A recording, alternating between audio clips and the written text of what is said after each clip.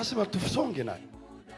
Nikiwa mchungaji wa mtaa mahala, mtu mmoja naye msiba ni wa upande wao na watu maarufu. Well, I was the pastor in a district, a certain funeral of a certain popular people. Na nimeelimisha watu juu ya mashada kwa makaburi. I told people about bringing the flowers at the graveyard. Halafu anasema shada la kwanza, and he says the first flower ataweka mchungaji kwa niaba ya kanisa, will be put by the pastor on behalf of the church. Nilikuwa pale. I was there.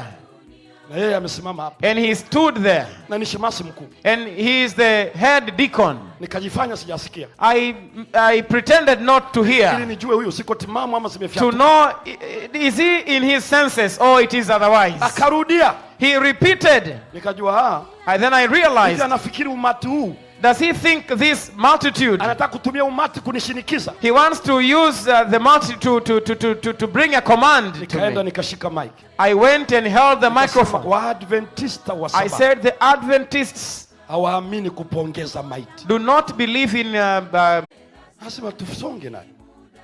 Nikiwa mchungaji wa mtaa mahala, mtu mmoja naye msiba ni wa upande wao na watu maarufu. Well, I was the pastor in a district, a certain funeral of a certain popular people. Na nimeelimisha watu juu ya mashada kwa makaburi. I told people about bringing the flowers at the graveyard.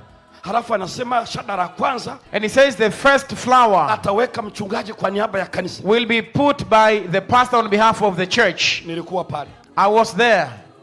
Na yeye amesimama hapa. And he stood there. Na ni shemasi mkuu. And he is the head deacon. Nikajifanya sijasikia. I pretended not to hear. Ili nijue huyu siko timamu ama zimefiata. To know, is he in his senses or it is otherwise. Akarudia. He repeated. Nikajua then I realized. Anafikiri umati huu. Does he think this multitude? Anataka kutumia umati kunishinikiza. He wants to use the multitude to bring a command. Nikaenda nikashika mic. I went and held the microphone.